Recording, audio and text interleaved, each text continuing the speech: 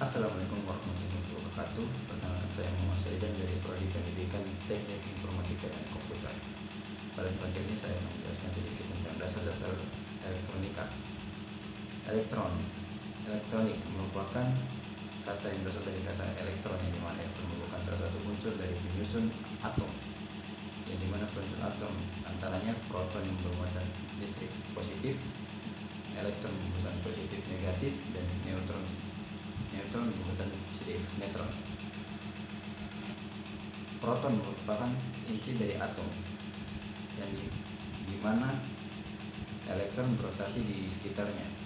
Hal ini menyebabkan proton sudah bergerak dan elektron boleh bergerak. Elektron bergerak dari potensial rendah menuju potensial tinggi. Berikutnya arus listrik. Arus listrik adalah laju aliran muatan listrik yang melewati suatu titik atau bagian. Muatan listrik adalah muatan dasar yang dimiliki oleh partikel penyusun atom, kecuali neutron. Alat untuk menyimpan muatan atom salah satunya adalah baterai, yang dimana dapat menyimpan dan juga baterai dapat menyimpan dan juga menyalurkannya. Untuk mencari suatu muatan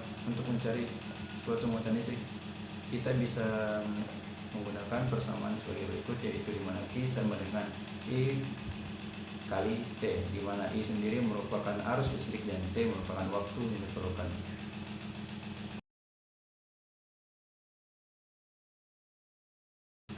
Tegangan listrik adalah suatu benda potensial di antara dua titik yang mempunyai perbedaan jumlah muatan.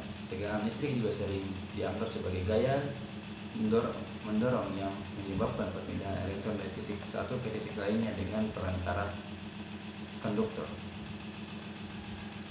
Tegangan listrik sendiri memiliki satuan internasional, yaitu volt, yang dimana diambil dari nama Alexander Volta. Untuk mencari besar tegangan listrik, kita bisa menggunakan persamaan berikut, yaitu P sama dengan W per Q, dimana W merupakan energi listrik dengan satuan joule dan Q merupakan muatan listrik dengan satuan coulomb.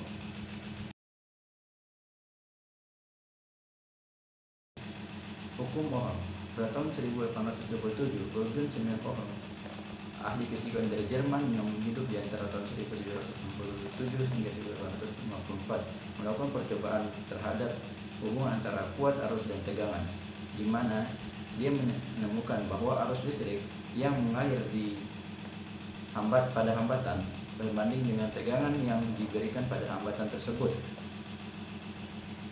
dalam kondisi suhu ruangan dijaga konstan. Berikut ini persamaan yang bisa digunakan untuk mencari tegangan listrik, arus listrik, dan hambatan listrik.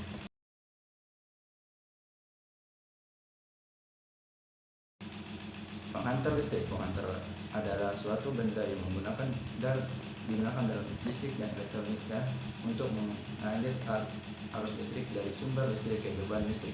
Setiap bahan memiliki susunan atom yang berbeda. Karena itu, di antara proton dan elektron terdapat gaya tarik. Besar gaya tarik ini tergantung pada jarak antara proton dan elektron tersebut. Bahan yang dipakai dalam teknik elektronika dan listrik tergolong menjadi tiga, yaitu konduktor, isolator, dan semikonduktor. Konduktor atau penghantar. Konduktor merupakan suatu bahan yang dapat menghantarkan listrik dengan baik, di mana bahan penghantar mempunyai banyak elektron bebas, sehingga dapat dengan mudah dipengaruhi keadaan sekitarnya. Contoh bahan konduktor pada umumnya terdiri atas logam, tapi ada beberapa juga yang berbentuk logam seperti arang, dan juga ada yang berbentuk zat cair, yaitu air asin. Sifat bahan konduktor terdapat 6, yaitu daya antar panas, daya antar listrik, koefisien temperatur tekanan, daya termo, kekuatan tegangan tarik, kekuatan koefisien suhu tahanan. 2. Isolator atau penyekat. Bahan penyekat isolator adalah jenis bahan yang sulit diantarkan listrik karena memiliki struktur atom yang elektron terikat kuat terhadap proton. Contoh bahan isolator antaranya karet, kaca, minyak, berlian, kayu, dan kayu. Sifat bahan isolator diantaranya ada sifat listrik, sifat mekanis, sifat termis, dan juga sifat kimia. Semikonduktor suatu merupakan suatu bahan yang tidak digolongkan pengantar tetapi tidak pula digolongkan isolator, di mana bahan ini dapat mengantarkan listrik tapi tidak sebaik dengan konduktor, tapi tetap bisa mengantarkan listrik. Bahan pada semikonduktor ada cukup beragam, diantaranya yaitu silikon, selenium, germanium, dan metal oksida. Tipe atau jenis semikonduktor terdapat dua, yaitu N-tipe semikonduktor yang dimana dikatakan N-tipe karena semikonduktor jenis pembawaan muatannya charge carrier adalah terdiri dari elektron. Sedangkan P-tipe semikonduktor dikatakan P-tipe karena semikonduktor jenis ini kekurangan elektron atau disebut dengan hole. Demikian dari saya. Wassalamualaikum warahmatullahi wabarakatuh.